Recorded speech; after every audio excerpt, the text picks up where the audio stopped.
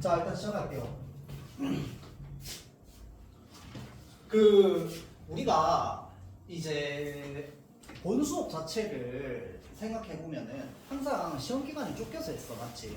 자, 그러다 보니까 쌤이 단원 내용이나 이런 것들을 핵심만 딱딱 짚어가지고 이야기를 평소에 많이 했는데요. 쌤은 원래 이 교과 내용을 배울 때 핵심만 짚어서 배우는 걸 별로 좋게 생각 안 합니다.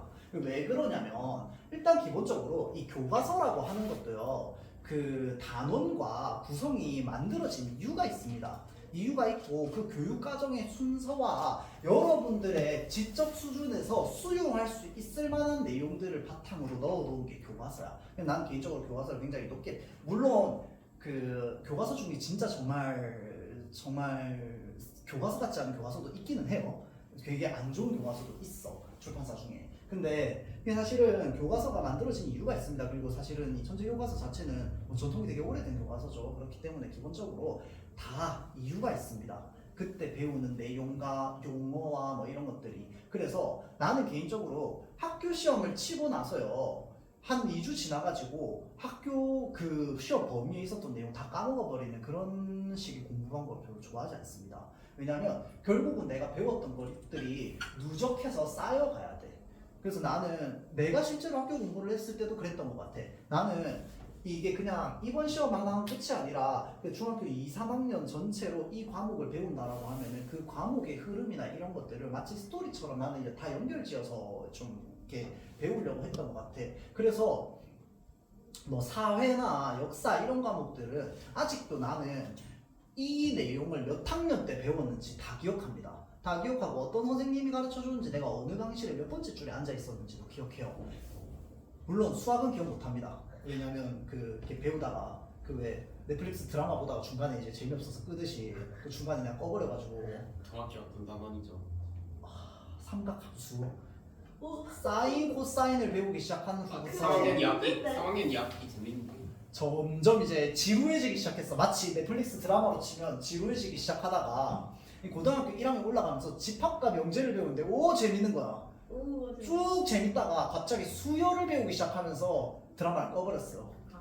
그래가지고 이제 뭐 수학 같은 경우에는 이제 중간에 끊겼지만 사회, 역사, 국어 이런 건요, 진짜 거짓말 안 하고 내가 그 어떤 작품을요 몇 학년 때 언제 배웠는지 이런 것들을 다 기억하고 있습니다. 그래서 내가 학교 다닐 때 교과서에 실려있던 작품이 여러분들 교과서에 실려있는 작품들도 있거든. 그래서 나중에 2학기 때 배우게 되는데 여러분들 기억 속에 들 곳 뭐 이런 작품들이 있어요. 그 작품은요, 내가 중학교 2학년 때 다목적이 아니라 도서관에, 그 국어 선생님 도서관에 계셔서 도서관에 있는 국어 선생님한테 이게 PPT로 띄워서 배웠던 내용이 아직도 기억납니다.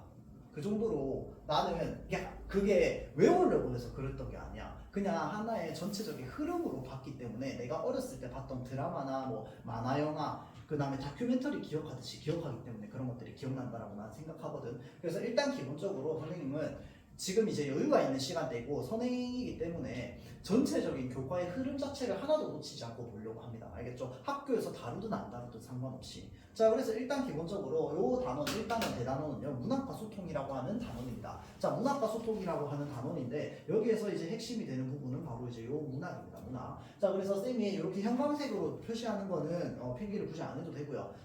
요렇게 펜으로 표시하는 거는 나중에 필기를 좀 따라올 수 있도록 합니다. 알겠죠? 자, 볼게요. 자, 대단원 안에는요, 학습 목표라는 게 있습니다. 학습 목표. 자, 그래서 이 학습 목표에서 살펴봐야 되는 건 무엇이냐? 용어입니다. 새로운 용어가 나왔네요. 바로 뭐냐? 심미적 체험이라는 겁니다. 심미적 체험. 자, 그래서 이 미라고 하는 건 아름다운 미자겠지. 맞죠? 자, 아름다움에 대한 건데 심은요, 심취하다 이런 뜻입니다. 자, 그러니까 아름다움을 느끼는 체험이라는 뜻입니다. 아름다움을 느끼는 체험. 자, 그래서 그런 것들을 심미적 체험이라고 하는데, 문학은 심미적 체험을 바탕으로 한 다양한 소통 활동임을 알고 문학 활동을 할 수 있다 라고 되어 있으니까 당연히 이 단원의 문학 작품 나오겠죠. 자, 문학 작품이 나오는데 이 문학 작품에서 이제 여러분들 교과서 많이 봤잖아. 자, 문학 작품에서 무엇을 찾아내라고 하겠어? 어떤 심리적 체험을 할 수 있는지를 물어보려고 하겠지. 맞죠? 그게 이 단원의 목표가 되겠죠. 자, 그럼 볼게요. 우리는 문학 작품을 읽으면서 내용과 표현을 두고, 자, 표시할게요. 아름답다, 추하다, 비장하다, 조화롭다, 우스꽝스럽다 등과 같이 느끼거나 생각합니다.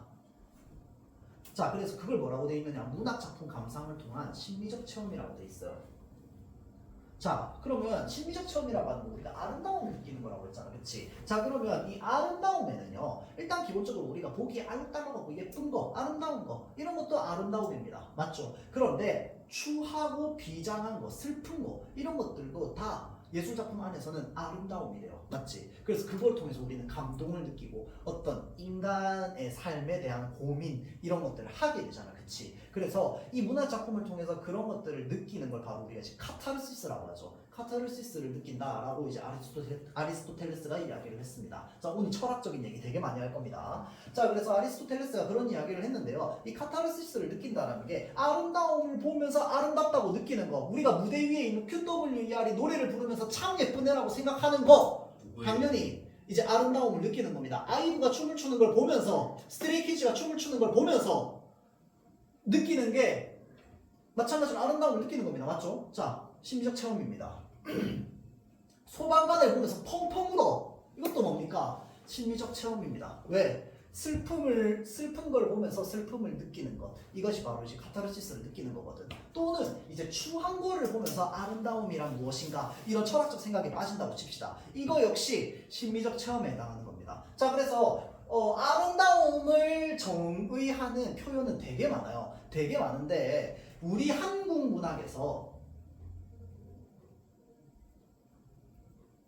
정의하는 아름다움은 총 4가지입니다. 일단 첫 번째, 우아미라고 합니다. 적으세요. 우아미 첫 번째. 자, 다음 두 번째, 비장미. 다음 세 번째, 순고미. 다음 골개미 라고 이야기를 합니다. 자, 그래서 우아미라고 하면 진짜 말 그대로 우아한 걸 보면서 아름다움을 느끼는 거야. 아까 얘기했던 그런 이제 예쁘고 아름다운 걸 보면서 아름다움을 느끼고, 또는 조화로운 걸 보면서 아름다움을 느끼는 거 있죠. 그런 것들이 바로 우아미에 해당합니다.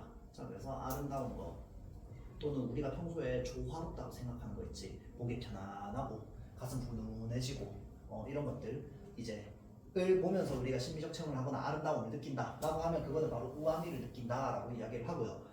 적으라고 했어요. 그 다음 비장미는 뭐냐? 슬픔 또는 이제 뭐 비극 이런 겁니다. 비극적인 걸 보면서 이제 그런 감정을 느끼는 거.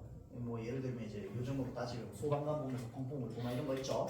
자, 이런 것들이 바로 비장미에 해당합니다. 비장미. 자, 다음 순고미. 요게 참 어렵습니다.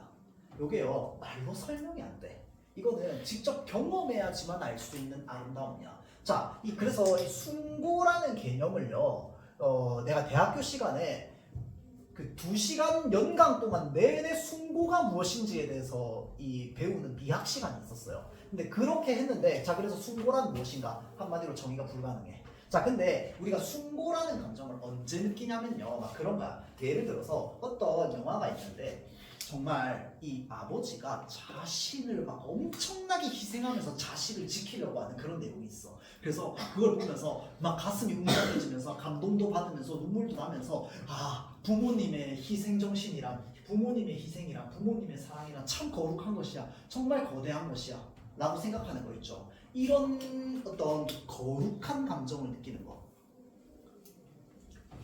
자, 흔히뭐 종교가 없지만 예를 들어서 크리스찬이라고 생각을 해보면, 기독교인이라고 생각해보면 신이, 하나님이 우리에게 베풀어주는 그런 자비와 사랑 이런 것도 우리가 되게 거룩하게 생각하잖아, 사람들이. 맞죠? 자, 그러면 그래서 왜 캐롤 중에 막 고요한 밤, 거룩한 밤 이런 거 있잖아, 그치? 자, 거룩하다라는 어떤 그런 감정을 느끼는 거, 또는 완전 진짜 대자연 앞에 내가 놓이는 거야. 대자연 앞에 놓여가지고 이 자연의 어떤 웅장함을 느끼는 거 있죠. 그런 것들도 순고에 해당합니다. 누군가를 막 존경 또는 존경을 넘어서 동경, 경외심을 느끼거나, 또는 이제 정말 이 말로 형용할 수 없는 어떤 거룩함을 느끼거나, 이런 아름다움을 숭고미라고 합니다. 숭고라고 합니다. 숭고의 감정을 느낀다라고 이야기를 하고요. 그래서 우리가 보통 숭고라는 단어를 어디에 많이 붙이느냐? 희생이라는 단어에 많이 붙여요. 그래서 누구누구의 숭고한 희생으로 우리가 이렇게 뭐 편하게 살 수 있습니다. 약간 이런 식으로 표현이 됩니다. 자, 그 다음에 골개미는 무엇이냐라고 했을 때 풍자나 해학을 통해서 느끼는 아름다움입니다.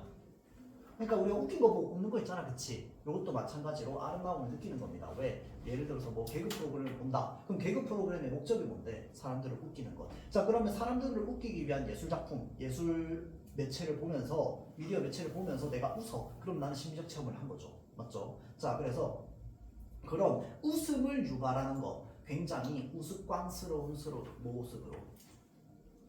자, 그래서 이런 우스꽝스러운 모습을 그려냄으로써도 카타르시스를 우리가 느끼게 할 수 있습니다. 자, 예를 들어서 그런 거야. 여러분들 양반전 다 기억납니까? 양반전 기억나요? 자, 양반전에서 보면은 이 양반이라고 하는 존재를 되게 어떻게 표현해놨어? 우스꽝스럽고 무능력한 존재로 그려놨습니다. 맞죠? 자, 그러면 우리가 이 해학이라는 것이 만들어질 때 일단 기본적으로 원래 웃긴 거를 웃기게 표현하면 그거 별로 안 웃겨요. 그런데 이게 감동이 별로 없어. 그런데 원래 웃기지 않은 대상, 되게 높은 대상, 그리고 되게 이제 뭐 맞아요. 뭐 그런 거라든지 아니면 좀 높은 사람 또는 이제 뭐 상대적으로 풍요로운 사람, 여유가 있는 사람, 이런 사람이 추락하는 우스꽝스럽게 그려지는 이런 모습을 통해서도 우리는 통쾌함을 느끼기도 하거든요. 그런 사람이 비판의 대상일 때. 그래서 그런 대상을 우스꽝스럽게 그리면서 거기 안에 비판의 내용까지 담겨 있는 게 바로 뭐야? 풍자입니다. 맞죠? 비판까지 있어야 풍자야. 근데 비판의 내용은 없어. 그냥 우스꽝스럽게 그리기만 해놨어. 그럼 뭐야? 해학입니다. 알겠죠? 자, 그래서 해학이나 풍자를 통해서도 우리는 아름다움을 느낄 수 있습니다. 자, 그래서 그걸 골개미라고 합니다. 골개미. 자, 그래서 볼게요. 문학 작품을 읽으면서 우리는 작가나 작품 속 등장인물과 무언의 대화를 합니다. 무언의 대화라고 하는 게 말 없는 대화다. 그치? 자, 말 없는 대화라고 하는 게 뭔 말이야? 작가나 작품 속에 있는 등장인물, 그러니까 만나게 된 등장인물과 내 마음속에서 소통을 하는 거야.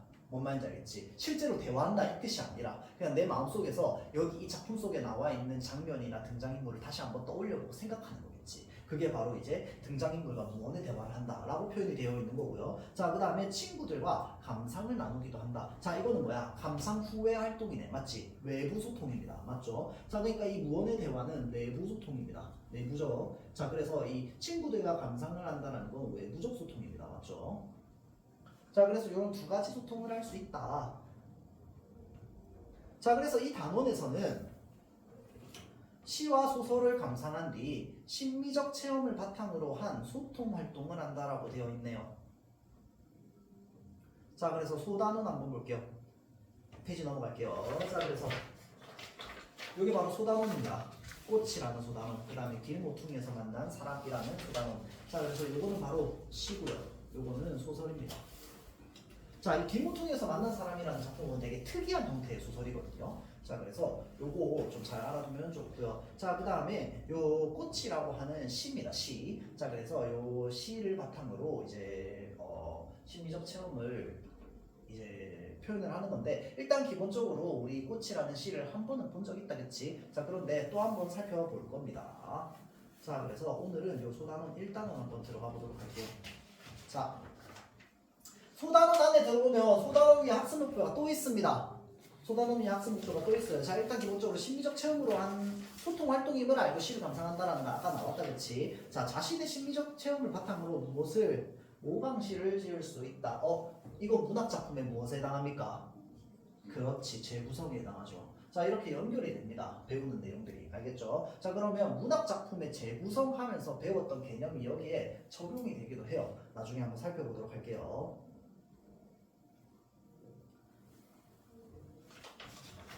자, 꽃. 자, 간단하게 요게 이제 또 우리가 선행을 하는 거고 그 다음에 예습을 하는 거다 보니까 좀 긴 내용으로 이 이 작가와 시에 대해서 소개를 하나 좀 해주자면요. 이 김춘수라고 하는 시인은요. 1960, 70년대를 우리나라에 정말 대표하는 시인 중에 한 명입니다. 자, 그래서 1960년대에 정말 우리가 손에 꼽아야 할 시인 3명 이렇게 얘기하면 김춘수, 김수영, 오규원 이렇게 얘기를 많이 합니다. 알겠죠? 자, 그래서 요 김춘수라는 시인은 일단 기본적으로 그 정도로 우리 한국 문학에 되게 이제 큰 영향을 끼친 작가 중에 한 명이고요. 이 꽃이라는 시 자체가요, 되게 유명한 시입니다. 되게 유명한 시라서요, 여러분들 부모님도요, 제목과 작가는 몰라도 요 구절은 알아. 내가 그의 이름을 불러주었을 때 그는 나에게로 와서 꽃이 되었다 라고 하는 구절은 아마 알 겁니다. 옛날에 CF에서 패러디가 된 적이 있거든요. 쓰인 적이 있어요. 그래서 엄청 유명한 국민적 애송시이기도 합니다. 국민적 애송시이기도 한데 문제는 아닙니다. 문제 자체는 아니고 특이한 점은 뭐냐면요. 이 시 자체를 그러면 되게 편하게 쓴 거냐라고 하면 그거는 아니야. 일단 기본적으로 김춘수 시인이 어디에 당시에 꽂혀 있었느냐? 독일의 실존주의 철학에 꽂혀 있었습니다. 실존주의 철학이라고 하는 건 여러분들이 이제 비문학 많이 읽어봐서 알잖아, 그치? 처음 들어봐? 자, 실존주의라고 하는 건 실존, 그러니까 실존이라고 하는 건 한자 그대로 하면 실제로 존재하다 이 뜻인데, 실존을 증명하려고 하는 이제 철학이 바로 실존주의 철학입니다. 자, 그래서 대표적인 실존주의 철학자 해가지고 데카르트, 하이데거 이런 사람들이 있는데, 하이데거라는 사람 들어본 적 있어요? 없어? 데카르트 들어갔는데 시는 죽였다. 그건 니체입니다. 아 그래요? 자, 데카르트는 이제 유명한 말이 나는 생각한다, 고로 존재한다 라는 말이 있죠. 자, 그래서 그런 말을 했던 사람이 데카르트인데, 자, 이 데카르트가 왜 실존주의 철학자냐? 자, 이 나는 생각한다라고 하는 게 이제 직역해서 그런 건데, 원래 의미를 밝히면 나는 의심한다, 고로 존재한다라는 뜻이거든요. 자, 나는 의심한다라고 했을 때 데카르트는 세상에 있는 모든 대상을 끊임없이 의심해야 된다고 생각했어요. 그래서 의심하다가 의심할 수 없는 존재는 바로 뭐다? 이 세상에 존재하지 않는다고 생각했어. 네가 이 자리에 지금 있어. 그런데 이 자리에 있는지 아닌지를 내가 의심할 수 있고, 너라는 사람이 A라는 사람인지 B라는 사람인지 의심할 수 있어. 내가 너의 이름을 들으면서도 너의 이름이 진짜인지 아닌지 의심할 수 있고요. 네가 진짜 학생인지 아닌지도 나는 의심할 수 있어. 그렇기 때문에 너는 뭐야? 이 세상에 존재하는 거야. 뭔 말인지 알겠지? 이렇게 증명을 하려고 했던 게 바로 데카르트의 증명 방식입니다. 자, 그게 이제 대표적인 실존주의 철학자인 데카르트의 증명 방식이고요. 또 하나 이제 그 하이데거라고 하는 철학자가 있었어. 이 하이데거라고 하는 철학자는 독일의 철학자인데, 철학이 정말 어렵기로 유명합니다. 어렵기로 유명한데, 이 철학자는 무엇을 통해서 존재를 증명하려고 했냐면 시간의 무한성을 통해서 존재를 증명하려고 했어요. 사실 내용은 나도 자세히는 몰라. 왜냐하면 집에 하이데거와 관련된 책이 한 2-3권 있는데 안 읽었죠. 3장까지는 읽었어. 너무 어려워, 인간적으로. 너무 어려워서 그냥 언젠간 읽어야지 하고 준비하고 있는 책이야. 원래 책장에 있는 책은 내가 읽은 책이 아니라 언젠가 읽을 책이 책장에 꽂히는 거야. 맞죠? 자, 그래서 언젠간 읽을 겁니다. 그럼 내가 더 잘 설명은 할 수 있겠지만, 자, 하이데거라고 하는 철학자는 일단 기본적으로 시간은 무한하잖아, 그치? 시간이라고 하는 건 우리가 끊어놨을 뿐이지만 일단 기본적으로 우주에서의 시간은 되게 무한하다, 그쵸? 자, 그래서 이 무한한 시간성과 상대의 존재의 특성을 연결 지어가지고 그것을 증명하려고 했던 사람이 바로 하이데거입니다. 자, 근데 그게 중요한 게 아니고요. 하이데거는 무엇을 되게 중요하게 생각했냐면요, 이름을 되게 중요하게 생각했습니다. 이름. 그래서 요 이름, 대상을 내가 알게 되는 것, 인식하게 되는 것, 이거를 되게 중요하게 생각했거든요. 그래서 인식론이라고도 합니다. 자, 그래서 이 작가가 요 인식하는 것, 대상을 인식하는 것에 되게 꽂혀있던 사람이야. 그래서 대상의 본질을 알려면 어떻게 해야 되지를 굉장히 고민하다가 쓴 시가 바로 이 작품입니다. 자, 그래서 보도록 할게요.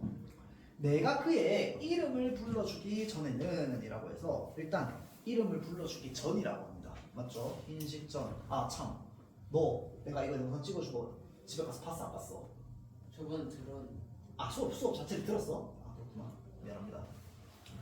자, 그래서 내가 그의 이름을 불러주기 전에는 그는 다만 하나의 몸짓에 지나지 않았다라고 되어 있습니다. 자, 그러면 이름을 불러주기 전이라고 하는 상황은 어떤 상황? 인식 전입니다. 맞죠? 인식하기 전입니다. 자, 인식한다라고 하는 건 일단 기본적으로 존재를 존재를 알지 못한다. 또는 존재의 본질을 알지 못한다. 그러니까 당신의 본질을 알지 못한다. 대상의 본질을 알지 못한다. 라는 말이랑 똑같은 거야. 자, 그래서 그렇게 인식하기 전에는 하나의 몸짓에 지나지 않았다라고 했어요. 지나지 않았다라고 했으니까 몸짓 자체는 그렇게 큰 의미를 가지고 있는 게 아니겠지. 그러니까 그때 당시에는 나에게 의미 없는 존재였다라는 거야.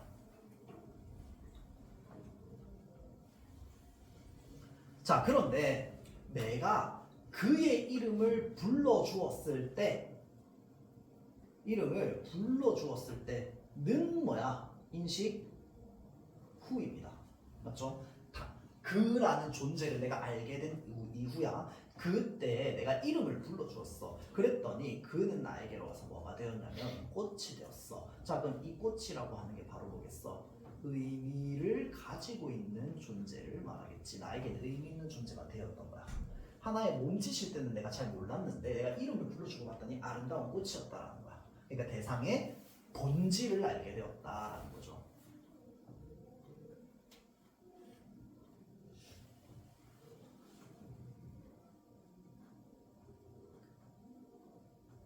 자, 그래서 내가 그의 이름을 불러준 것처럼 나의 이 빛깔과 향기에 알맞은 누가 나의 이름을 불러다오라고 해놨습니다. 자, 볼게요.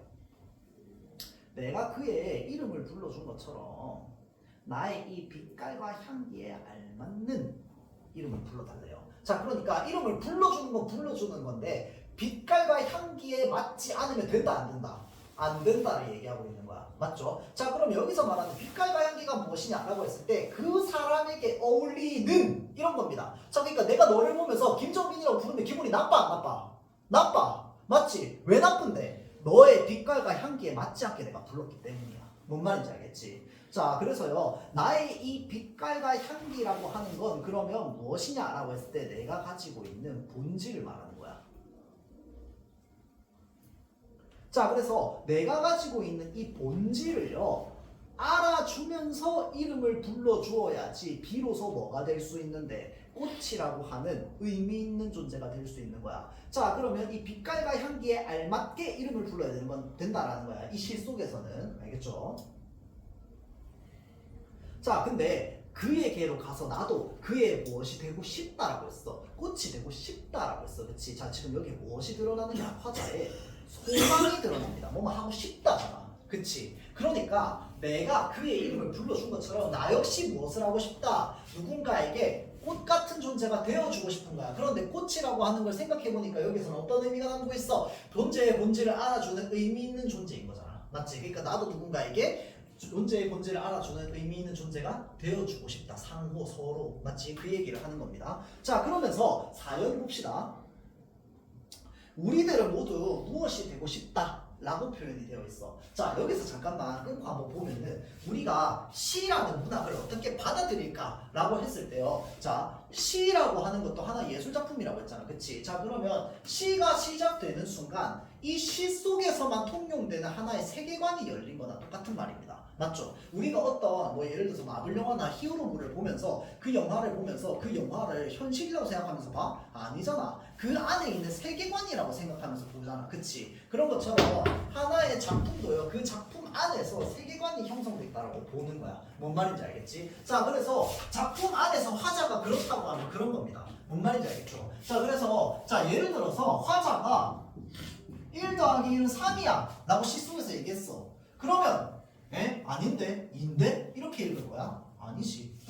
여기에는 어떤 의미가 담겨 있을까? 라고 생각할 거 아니야. 그치? 자, 그게 바로 작품 속에서 내재적으로 이 작품을 감상하는 거야. 뭔 말인지 알겠죠? 자, 그러면 뭐 물론 이 표현은 1 더하기 1은 3이다라는 정도까지는 아니지. 왜? 보통 사람들은 다 누군가 무엇이 되고 싶을 거 아니야. 그쵸? 자, 그러니까 우리들은 모두 무엇이 되고 싶다 라고 합니다.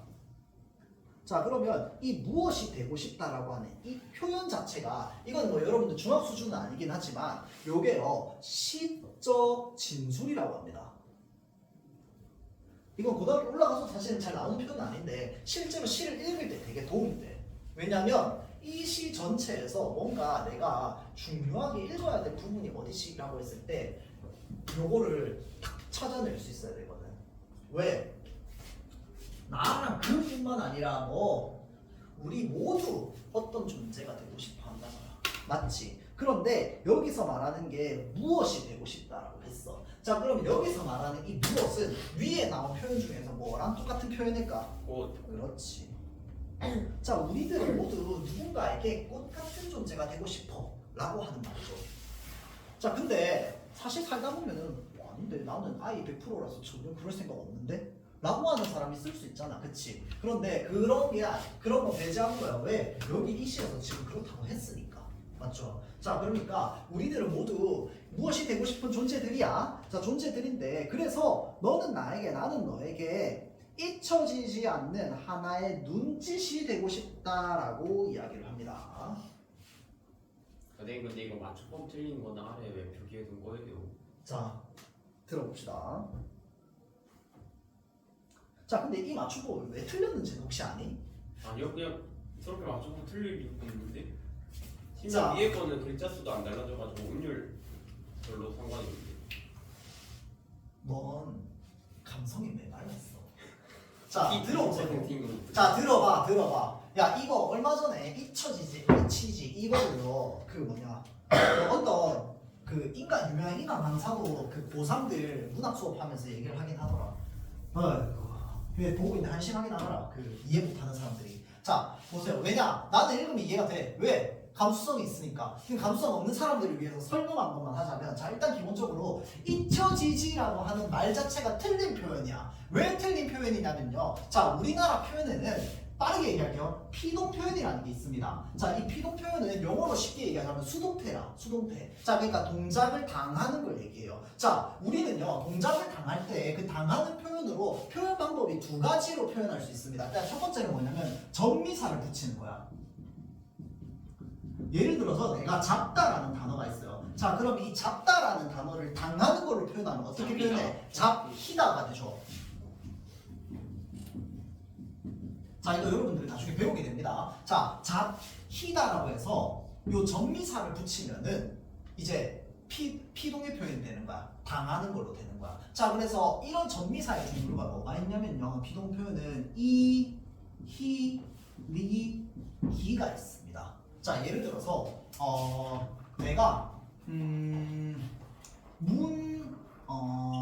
닫히다 말고, 자, 예를 들어서 소리를 듣다. 근데 이거 피동 표현으로 하는 거야. 들리다가 되잖아. 그치? 그런 것처럼 어떤 글자에는 히가 붙고 어떤 글자에는 리가 붙어요. 어떤 글자에는 기가 붙고 어떤 글자에는 이가 붙어요. 그래서 얘를 이 히리기라고 해서 네 개를 나중에 외우게 되거든요. 자, 그런데 이 히리기의 방식으로 일단은 피동 표현을 하나 만들 수 있고요. 또 하나는 뭐냐면요. 아어지다 라는 표현으로도 만들 수 있습니다. 자, 예를 들어서 물건을 들다라는 표현이 있어요. 자, 그런데 요거를 어지다로 붙으면 물건이 들어지다, 들려지다 이렇게도 들어지다 이렇게도 표현하잖아. 그치? 물건이 들어진다 라고 하면 이건 비동 표현이잖아. 그치? 자, 그래서 일단 기본적으로 전미사를 붙여서 비동 표현을 만들 수 있고요. 아오지다를 통해서 피동 표현을 만들 수 있습니다. 그런데 우리가 평소에 되게 잘못 쓰는 표현 중에 하나가 뭐냐면요. 아오지다에다가 전미사까지 붙여버리는 거야. 자, 지금 잊혀지지라고 하는 건 무엇을 줄임말이냐면요. 히다라고 하는 전미사가 붙은 상태에서 어지다를 붙인 거야. 그래서 잊혀지다가 되는 거야. 그래서 이런 표현을 뭐라고 하냐면요. 이중피동이라고 합니다. 저 필요 없어요. 이중피동이라고 하는데 이 이중피동은요. 잘못된 문장입니다. 그래서 쓰면 안 돼요. 그래서 잊혀지다라고 하면 안 되고 우리 평소에 뭐라고 해야 되냐? 잊히다라고 해야 돼. 또는 잊어지다라고 해야 돼. 잊어지다라고 해야 돼. 잊어지다라고 하거나 잊히다라고 해야 돼. 그런데 그렇게 쓰지 않고 우리가 평소에 잊혀진다라는 말을 많이 써요. 자, 그러면 다시 돌아가 볼게요. 이 김춘수 시인이요. 당시에 직업이 뭐였느냐? 국어 가르치는 대학 교수였습니다. 고등학교 교사도 했어요. 중학교 교사도 했고요. 자, 몰랐을까요? 아니요. 알았겠지. 자, 그러면 잊히다와 잊혀지다는 말의 느낌상으로 어떤 느낌이 다를까요? 잊혀지지 않는 약간 좀 더 세고 잊히다는 약간 뭐 건망증 그다음 이치가는 건망증 이치는 약간 치매 약간 이런 느낌인 것 같아요 저는. 어이 관심 없습니까? 자 볼게요. 이 희다라고 하면은 어떤 느낌이 드냐면요. 이 희다라고 하면 마치 그냥 삭제 버튼 눌리는 것처럼 느껴져요. 딱 이치다 제거되다 약간 이런 느낌이야. 기억 속에서 제거되는 느낌이야. 바로. 자 그런데 잊혀지다라고 하면은 이게 잊어지는 게 어떻게 되는 거냐면 점점 잊혀지는 느낌이 듭니다. 뭔 말인지 알겠지? 자 그래서 일단 기본적으로 맞춤법은 일단 기본적으로 그래서 맞다 틀리다 틀렸습니다.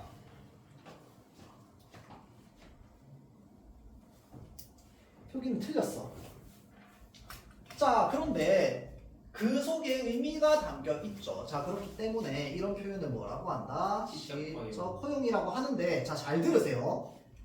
이 표현을요 어떤 사람은 시적 허용이라고 하고요 그냥 어떤 사람은 아니라고 하기도 해. 그래서 이거는 해석에 따라서 달라질 수도 있기 때문에 일단 기본적으로 그냥 시적 허용으로 볼 수도 있다까지만 보면 돼. 근데 나는 개인적으로 이걸 시적 허용이라고 봅니다. 왜 그러냐? 일단 두 가지인데요. 첫 번째는 시인이 이걸 몰랐을 리가 없어요. 이 사람 교사입니다. 교사. 물론 이제 그 교사가 된 후에 시인이 된 건 아니고 시인이 돼서 교사가 된 거긴 한데 어쨌건 교사로서 활동을 했어요. 첫 번째는 그거고요. 다음 두 번째는 뭐냐면요.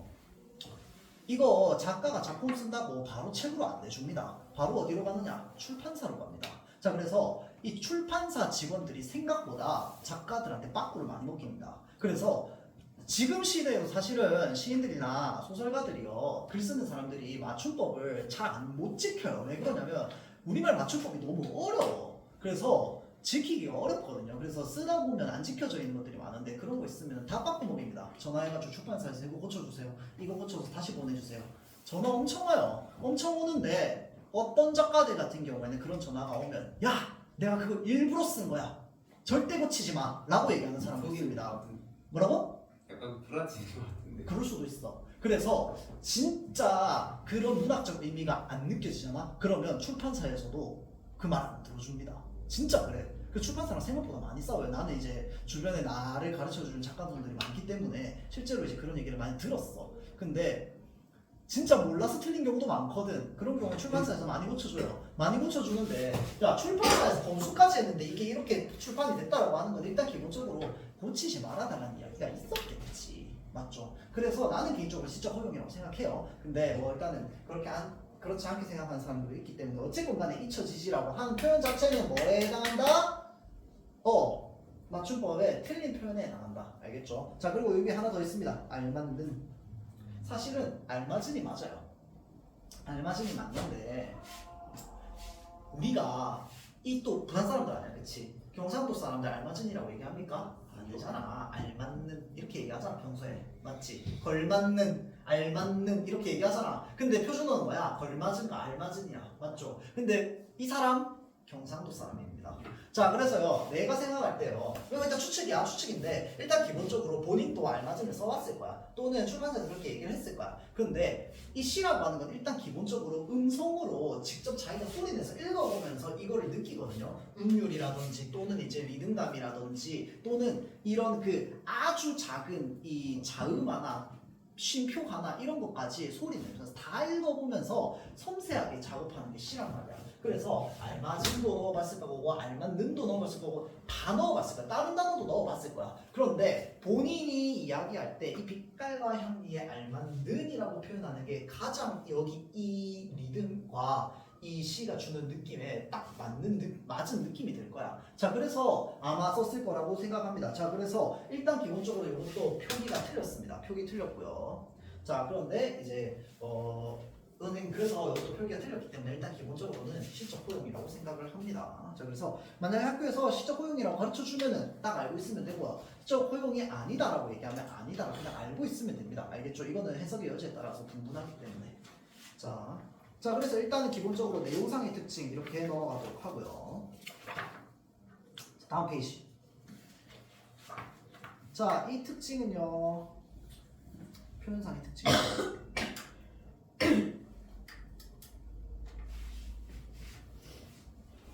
자, 그래서 이 시의 주제는 뭐가 되느냐? 그래서 서로의 존재를 인식하면서 서로 어떤 관계가 되기를 바란다. 의미 있는 관계가 되기를 바란다는 마음이 담겨 있는 작품입니다. 자, 다음 간절한 어조로 무엇을 드러내요? 소망을 드러냅니다. 어떤 표현의 소망이 느껴져요? 뭐하고 싶다. 자, 여러분들 시험 칠 때 보면 이런 표현상의 특징 보기로 많이 물어봅니다. 맞죠? 자, 그래서 좀 알아두세요. 어쨌건 이 시는 표현상의 특징으로 봤을 때 이런 간절한 어조를 바탕으로 자신의 소망을 밝히고 있는 시입니다. 어떤 소망인데? 라고 하는 거야. 서로 간에 의미 있는 존재가 되고 싶어 하는 소망이지. 맞죠? 자, 그래서 의미 있는 존재를 꽃으로 상징했습니다. 자, 잘 보세요. 선생님, 이거 지금 의미 있는 존재라고 얘기되는 표현되는 단어들이요, 시어들이 한두 개가 아닙니다. 자, 볼게요. 자, 여기서 퀴즈. 지금 몸짓. 자, 그 다음에 꽃. 자, 그 다음에 무엇. 그 다음에 눈짓. 이렇게 있습니다. 자, 지금 보이나요? 표시 색깔 된 거? 잘 안 보이나요? 핑크로 할까?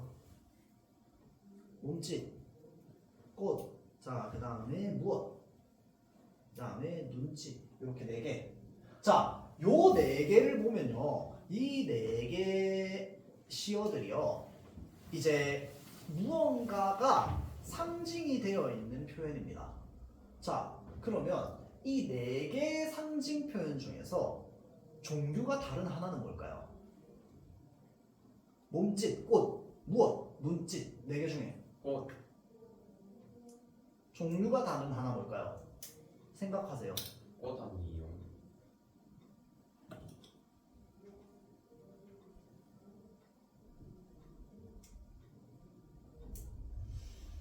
자, 왜 꽃이라고 생각합니까? 꽃은 생물이고 나머지는 다 생물이 아니고. 땡. 의미적으로. 꽃 무엇이라고요?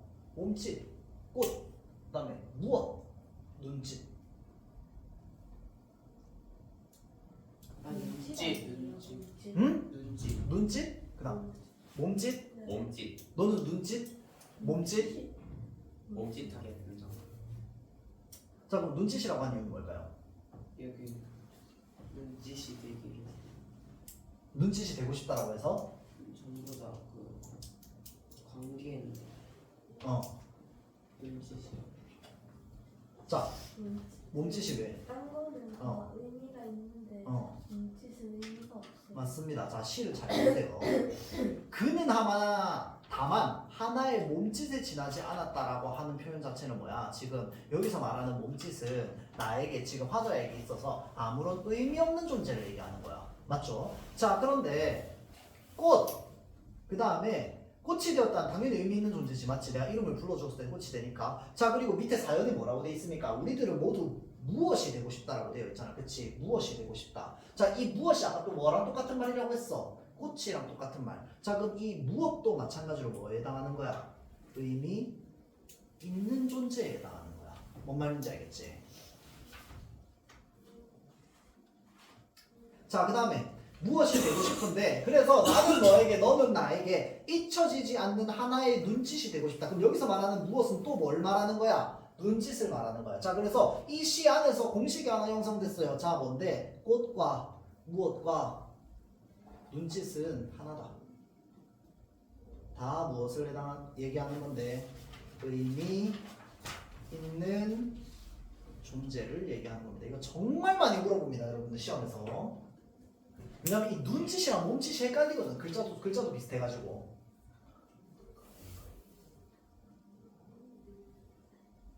알겠죠? 자, 그 다음에 선생님이 이거를 얘기를 하려고 했던 게 앞에 상징이라는 표현 때문입니다.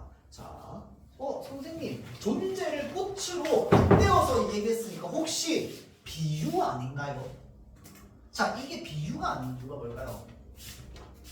꽃이랑 그 점이 없어. 맞습니다. 자, 일단 기본적으로 비유라고 하는 거는 어떤 공식이 성립해야 되느냐라고 했을 때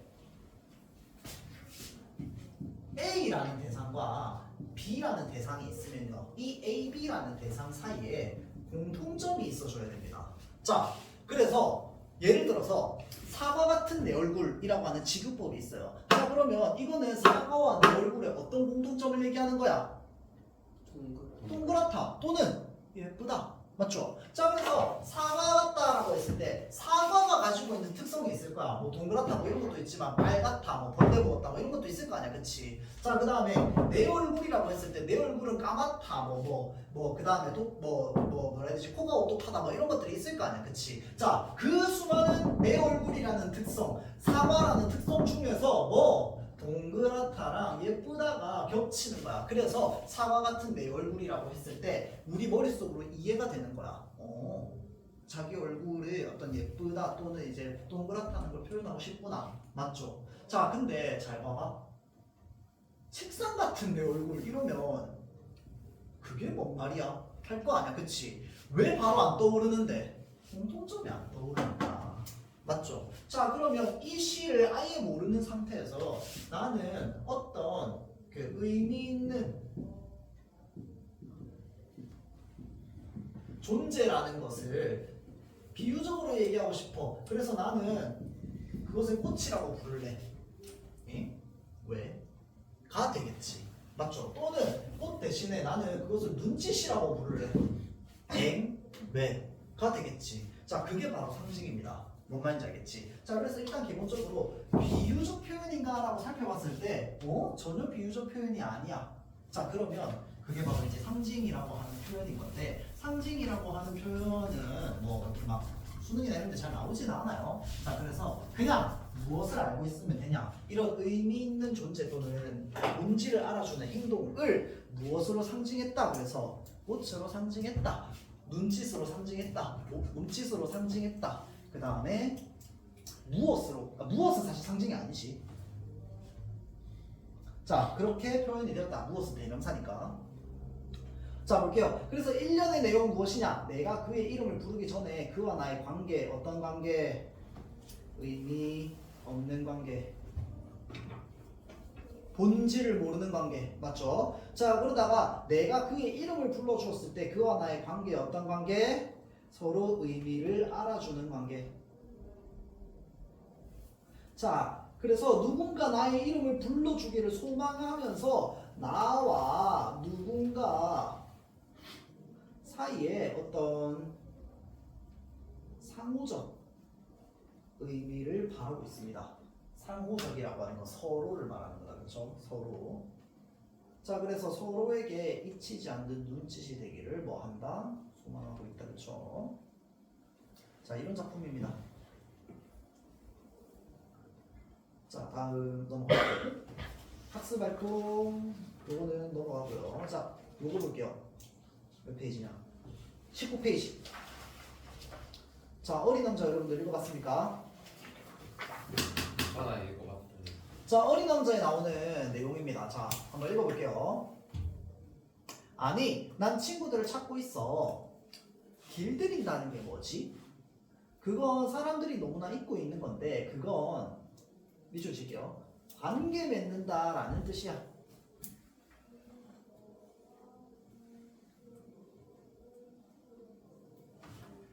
여우가 말했다. 자, 여우가 그렇게 얘기한 거야. 관계를 맺는다고? 물론이지. 여우가 말했다. 넌 나에게 아직 수없이 많은 다른 어린아이들과 조금도 다를 바 없는 한 아이에 지나지 않아. 그래서 나는 네가 별로 필요하지 않아. 너 역시 내가 필요하지 않고, 나도 너에게는 수없이 많은 다른 여우들과 조금도 다를 바 없는 한 마리 여우에 지나지 않지. 하지만 네가 나를 길들인다면 우리는 서로가 필요하게 되는 거야. 너는 내게 이 세상에 하나밖에 없는 존재가 되는 거야. 난 내게 이 세상에 하나밖에 없는 존재가 될 거고. 아, 이제 좀 알 것 같아. 어린 왕자가 말했다. 꽃 한 송이가 있는데 말이야, 그 꽃이 날 길들였나 봐 라고 되어 있습니다. 자, 볼게요. 자, 지금 여기서 이제 이것도 하나의 작품이고 하나의 세계관이잖아. 그치? 자, 이 세계관 안에서 공식이 하나 성립됐습니다. 자, 뭐냐? 길들이다라는 말의 뜻이 뭐야? 서로 의미 있는 존재였다. 여기 일단은 1차적으로 나온 거. 관계를 맺다가 되는 거야. 맞죠? 관계를 맺는다가 됩니다. 맞죠? 자, 그러면 여기에서 이 길들이고 관계를 맺는다라고 하는 의미가 무엇이냐라고 했을 때 지금 1번과 2번이 있습니다. 뭐냐? 첫 번째는 뭔데? 서로가 필요하게 되는 거예요. 1번이죠? 틀리지 않을 거야. 다음 2번 하나밖에 없는 존재가 되는 거야. 이 두 가지 의미입니다. 맞죠? 길들이다라고 하는 건 이 두 가지 의미가 지금 이 작품 안에서 공식으로 만들어져 있어. 맞지? 자, 그러면 1번 작품 김춘수의 꽃과 그 다음에 2번 작품 어린 왕자라는 작품에서 일단 공통점이 있습니다. 바로 뭐냐? 이 관계를 맺다라고 하는 행위를요. 일단 기본적으로 꽃에서는 뭐라고 얘기했습니까? 이름을 불러주는 행위. 맞죠? 또는 누군가의 눈짓이 되어주는 행위 뭐 이런 거다. 그치? 자, 그런데 여기에서는 뭐라고 표현되어 있어? 어린 왕자에서는 길들이다라고 표현이 되어 있어. 자, 그러면 볼게요. 이 작품 안에서 그 꽃이 날 길들였나 봐라고 했잖아. 그치? 자, 그러면 일단은 어린 왕자에 있어서 어린 왕자 그리고 꽃 관계는 서로 어떤 관계인데? 서로가 필요하고 하나밖에 없는 존재야. 그치? 자, 그래서 의미 있는 존재가 되죠. 왜?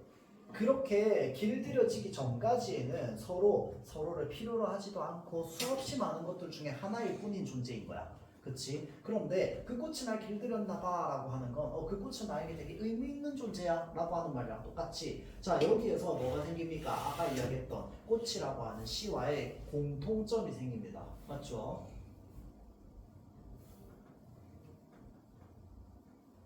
자, 그러면 볼게요. 그래서 위 1, 2의 활동을 바탕으로 이름을 부른다, 꽃이 된다라고 하는 의미가 무엇일지 말해보자 라고 되어 있습니다. 자, 서술형이죠. 뭐라고 되어 있습니까? 자, 이름을 부른다라고 하는 것은 그 사람을 의미 있는 존재로 생각하는 것을 뜻해. 그래서 의미 있는 관계를 맺는 것을 뜻해. 자, 다음 꽃이 된다라고 하는 것은 누군가 필요한 사람이 된다는 뜻 같아. 그래서 의미 있는 존재가 된다는 것 같아. 정도가 되겠다. 그치?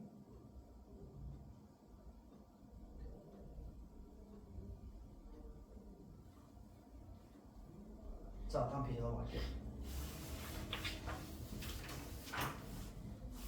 자, 이대 활동을 바탕으로 그래서 이 시의 화자, 이 시 누구 말하는 거야? 지금 꽃 말하는 거야. 자, 그래서 꽃의 화자가 말하고자 하는 바가 그래서 무엇이냐라고 하면은 이게 바로 뭐야? 시의 주제가 되는 거야. 시의 주제 뭔데? 의미 있는 존재와 진정한 관계를 맺고 싶어 하는 서로의 존재를 인식하고 서로에게 의미 있는 관계가 되어주고 싶어 하는 마음 또는 되고 싶다 그 자체가 주제가 되는 거야. 무슨 말인지 알겠지?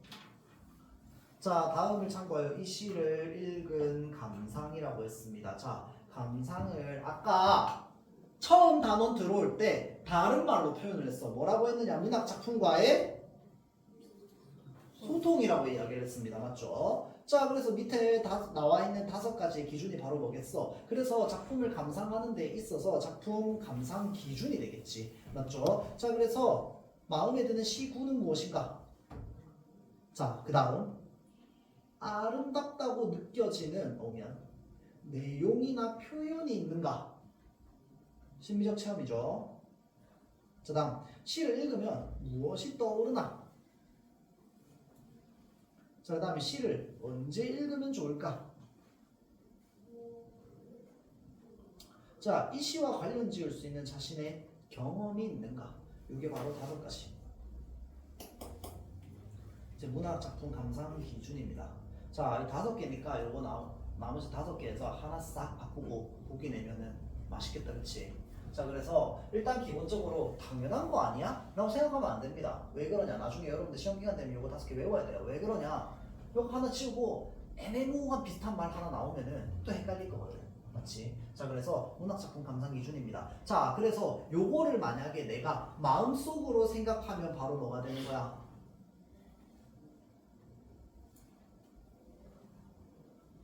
내부적 소통이 되는 거야. 맞죠? 문학작품과의 내부적 소통. 그러니까 마음속에서 아까 뭐라고 얘기했어? 무언의 대화라고 했잖아. 맞죠? 자 다음 이렇게 친구들과 얘기하면 뭐라고 뭐가 되는 거야? 외부적 소통이 되는 거지. 그렇죠?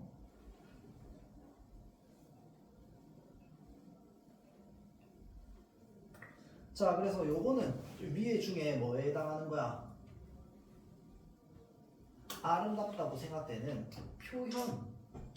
표현을 이야기한 거고, 자 요거는 뭐에 대해서 얘기한 거야? 자신의 경험을 이야기한 겁니다. 맞죠? 경험. 자 여기까지.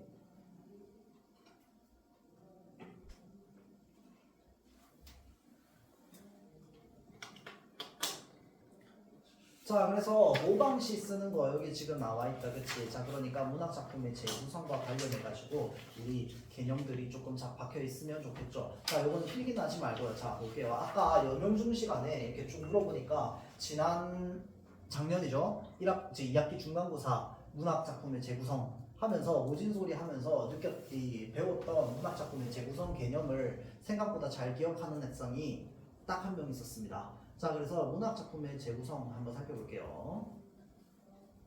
자 문학작품을 재구성하는데 고려할 요소 3가지가 있었습니다. 뭘까요? 첫 번째 통일성. 예? 재구성? 인물이요? 인물 없는 작품 어떡하려고? 아 주제. 주제. 그거 갈래. 그렇죠. 형식입니다. 갈래가 형식이죠. 마지막 내용. 그게 주제잖아. 그거 있는데.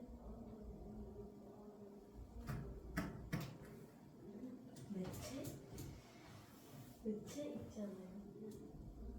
매체도 맞아. 통일성. 그것도 있었어. 그것도 근데 형식으로 봐야 돼요. 크게 보면은. 자 그래서 표현입니다. 아 맞아. 자 그래서 주제를 똑같이 할 것인가 다르게 할 것인가. 자 모진소리랑 따뜻한 말은 주제가 똑같아서 달랐어. 어떻게 달랐는데? 모진소리는 말 그대로 나쁜. 모진소리를 하면은 뭐가 된다? 세상. 세상을 아프게 한다. 자 따뜻한 말은 뭐였어? 따뜻한 말을 하면은 세상을 밝게 해준다, 따뜻하게 치유해준다 라고 해서 주제가 달랐다, 그치? 자 그런데 형식 달랐어, 똑같았어?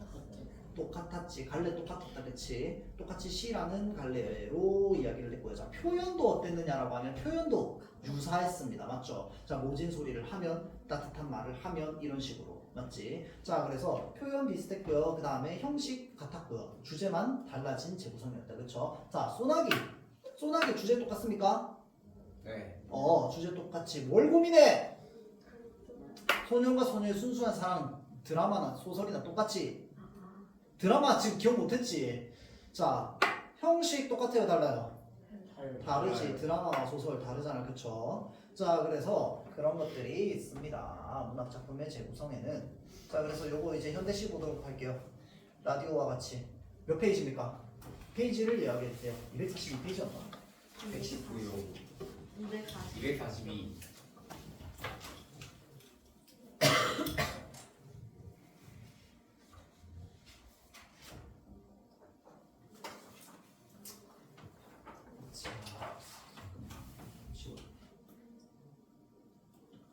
자 그래서 요거 문학작품의 재구성 따로 하진 않을게요. 자 일단 기본적으로 여기 앉아있는 학생들 요 작품 다 알긴 안다, 그치? 한번 봤으니까. 자 그래서 자세히 설명은 안 하고 넘어갈 건데 그 전체적인 내용을 일단은 안 다치고 이야기를 할 건데, 자 일단 기본적으로 라디오와 같이 사랑을 켤 수 있다면이라고 하는 작품은 갈래 똑같습니까 다릅니까? 똑같이 맞죠? 꽃이라고 하는 작품을 패러디했는데 똑같이 시라는 형태로 가져왔습니다. 맞죠? 자 그다음 두 번째, 주제 똑같습니까 다릅니까? 달라요. 그렇지, 주제 다르다 그쵸? 자 다음 세 번째, 표현 어떻습니까? 거의 유사합니다. 맞죠? 자 그래서 그런 특징이 있습니다. 자 그래서 일단은 기본적으로 이런 기법을 어떤 기법이라고 하느냐, 문학적으로 봤을 때 패러디 기법이라고 하는데 이게 바로 문학적 장치입니다.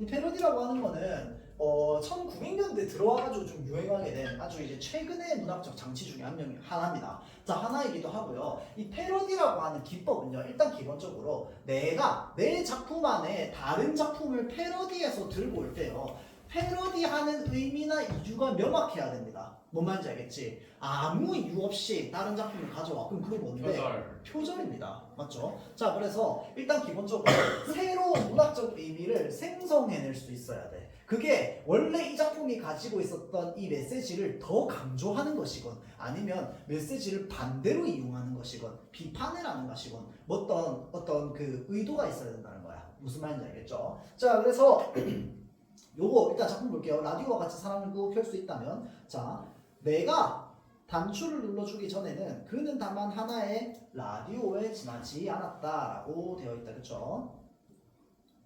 자 다음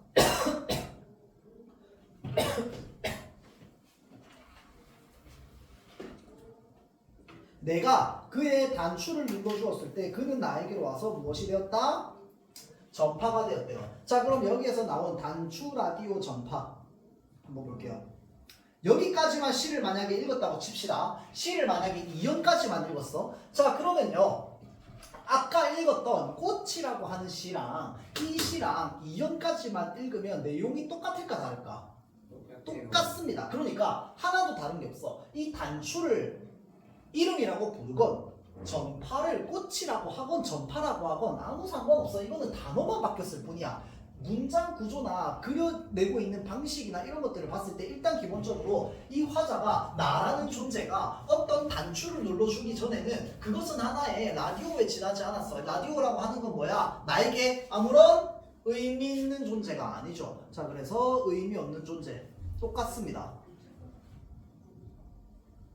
자 그런데 내가 그의 단추를 눌러줬을 때 그는 나에게로 와서 뭐가 되었는데? 전파가 되었어. 맞지? 전파가 되었다라는 건 라디오가 켜졌으니까 나에게 소리로 들리는 거겠다. 그쵸? 자 그러니까 이 전파는 지금 나에게 어떤 존재? 의미 있는 존재죠. 이자 동시에 일단은 단추를 눌러야 하는 행위 자체는 단추를 누름으로써 나에게 소리로 들려오는 거잖아. 그치? 자 그래서 이 단추라고 하는 게 일단 기본적으로 인식 또는 소통의 매개체가 되는 거야.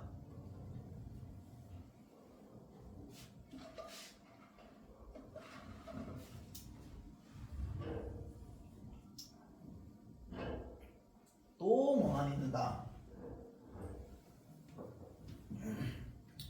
자, 내가 그의 단추를 눌러준 것처럼 누가 와서 나의, 자 다시 볼게요. 2연까지는 꽃이랑 내용이 똑같다고 했습니다. 선생님 단어 달라졌는데요. 단어 달라진 거 아무 상관없어. 왜? 의미가 똑같잖아. 맞지? 자 그래서 내가 그의 단추를 눌러준 것처럼 누가 와서 나의까지도 똑같아. 맞지? 자 근데 여기서부터 달라집니다. 뭐가 달라지는데? 버튼을 누르는 건 누르는 건데 누구 가슴 속에 있는 버튼을 눌러달래? 굳어버린 핏줄기와 황량한 가슴 속에 있는 버튼을 눌러다오 라고 하면은, 자 여기에서 여러분들이 문학 잘하냐 안 잘하냐가 여기서 한번 물어볼게요. 자 굳어버린 핏줄기, 황량한 가슴이 있습니다. 자 그러면 내가 만약에 어디에다가 중요하다고 표시를 해야 돼, 밑줄을 쳐야 돼. 자 그러면 볼게요. 굳어버린 황량한, 그리고 핏줄기와 가슴속이라고 했을 때, 자 굳어버린 황량한에 표시해야 될까요? 핏줄기와 가슴속에 표시해야 될까요? 굳어버린 황량한. 그렇지. 굳어버린과 황량한에 표시를 해야 돼. 왜? 이게 무엇을 나타내는 건데 지금 정서를 나타내는 표현이잖아. 맞죠? 자, 그래서 굳어버린과 황량한이라고 하는 요 표현에서 일단 기본적으로 우리는 무엇을 알 수 있느냐라고 했을 때, 이 화자의 마음속은 어떤데 지금 굳어버리고 황량하구나 라고 알 수 있습니다. 알겠죠? 자, 그러면 아까와 다른 점이 하나 생겼어. 아까는 이 화자의 마음 상태가 어떤지 꽃에서는 나왔어, 안 나왔어? 안 나왔어. 맞지? 그런데 여기서는 단추를 누르기 전, 그러니까 존재의 본질을 알아주기 전, 단추 누르기 전이죠. 상태가 어떤 상태인데, 굳은 상태, 그리고 황량한 상태야. 맞죠? 자, 여기서 차이가 생깁니다.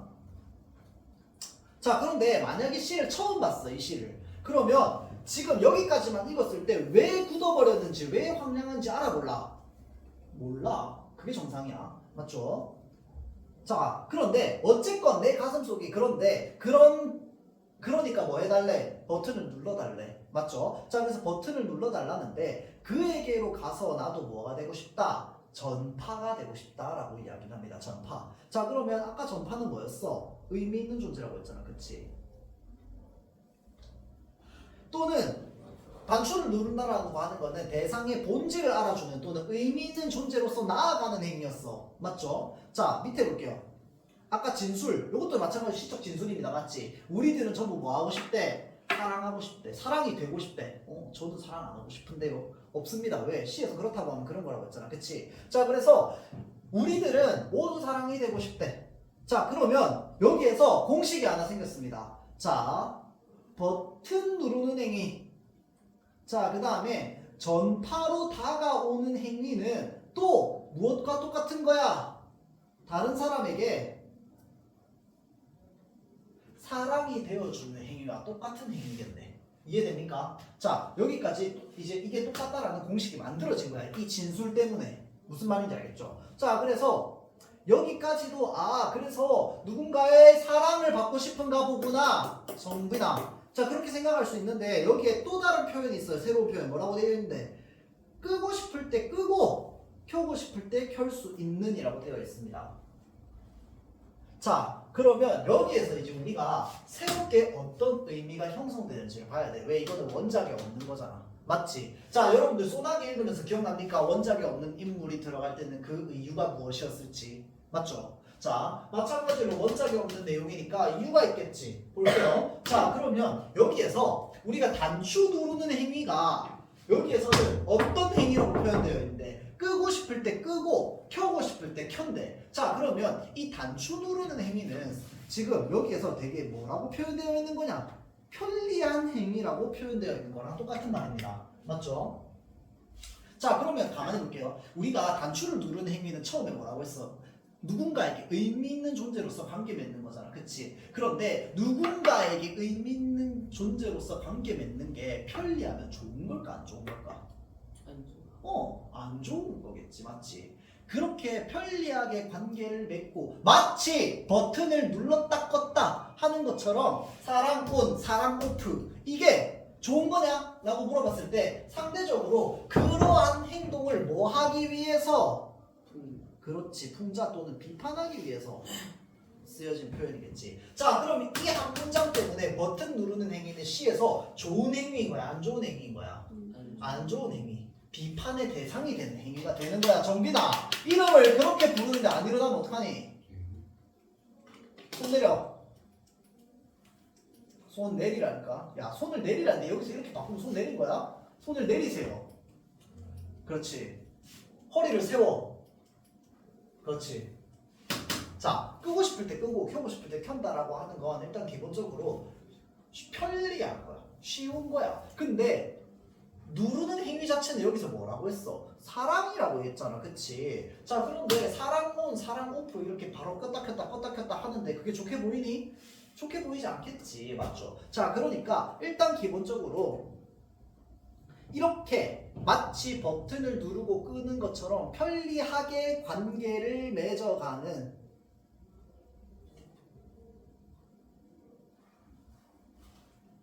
관계 맺기 자체를 편리하게 하고 있는 것을 풍자하고 풍자는 항상 무엇을 동반한다? 비판을 동반한다.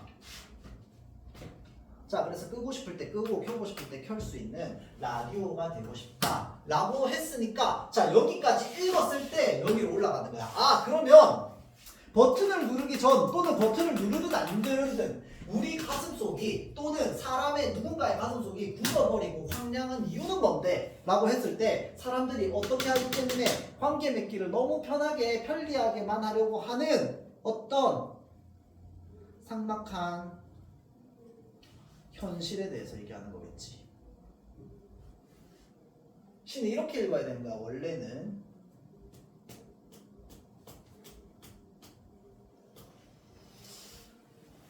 자, 그러면 이 표현이 아까 우리가 평소에 얘기하면 좀 뭐라 해야 되지? 비꼬는 표현이 되는 거지. 뭔 말인지 알겠지? 자, 그래서 일단 기본적으로 그래, 사람 좋지. 우리는 모두 의미 있는 존재가 되고 싶지. 근데 그게 버튼 누르는 것처럼 끄고 싶을 때 끄고 켜고 싶을 때 켜는 아주 편리한 수단이 되면 되겠어? 안 되겠지. 라고 말하는 거겠지. 자, 그러면 이 시는 이런 것들을 다 봤을 때 무엇을 말하고자 하는 시냐? 라고 하면은 이제 삭막한 현실에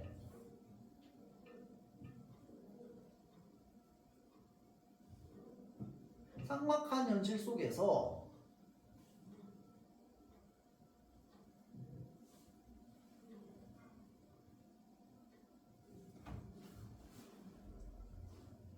자, 편리하게 관계 맺으려고 하는 현대인들을 비판하는 메시지가 생기게 되는 거야. 다 스토리적으로 연결해봤을 때 이런 주제가 생겨나는 거야. 자, 이 시의 주제 이거 이렇게 외우는 게 아니라 원래는 이렇게 여러분들이 문학을 받아들여야 돼요. 근데 이제 학교에서 배우거나 그럴 때 이제 시간이 없기 때문에 핵심만 툭툭툭 또는 시험 기간에는 또 이제 바쁘기 때문에 이제 핵심만 톡톡톡톡 집어가지고 배우거나 하긴 하지만 우리는 핵심보다는 일단 기본적으로 그래서 우리가 이 작품이 왜 이렇게 읽히는지를 이제 보는 겁니다. 알겠죠? 자, 그래서 여기까지가 바로 이제 이 그 꽃과 그 다음에 라디오와 같이 사랑을 끄고 켤 수 있다면 이라고 하는 이제 이 작품의 그 재구성을 좀 살펴봤는데 뒤에 작품의 재구성이나 패러디 기법이 좀 더 있어요. 더 있는데 일단 기본적으로 여기까지는 실제로 여러분들이 중학교 시험에서 많이 보게 되는 겁니다. 그러니까 이 작품은 이 학교 선생님 입장에서 너무 내기 좋아, 같이. 왜냐면 너무 유명한 작품이기 때문에. 꽃은 1960년대에 나왔고 이 작품은 1980년대에 나왔거든. 근데 이 작품이요 처음에 나왔을 때 완전 이 작품이 아니라 이 작품은 상관없어. 이 작품은 상관없는데 이 시인이 그 처음 여기 지금 설명 나와 있는데 처음 냈던 시집이 길안에서 택시 잡기라는 시집인데 나왔을 때 이게 시야? 라고 하는 정말 혁신적인 시도나 이런 것들을 많이 하고 좀 뭐라 해야 돼? 욕도 되게 많이 나고 양말도 되게 많이 나오거든. 그래가지고 막 그 1980년대 초반에는 막 그 금서로 지정되고 그랬어. 이거 사회를 문란하게 만드는 작품이다 막 이러면서. 근데 이제 나중에 이 작품에 어떤 가지고 있는 가치나 이런 것들이 점점 이제 밝혀지기 시작했지. 이런 패러디나 이런 것들도 되게 과감하게 쓰던 그런 작가였거든. 뭐 여하튼 그렇습니다. 자, 그래서 잠깐만 끊을 건데 지금 시간이 너무 없어가지고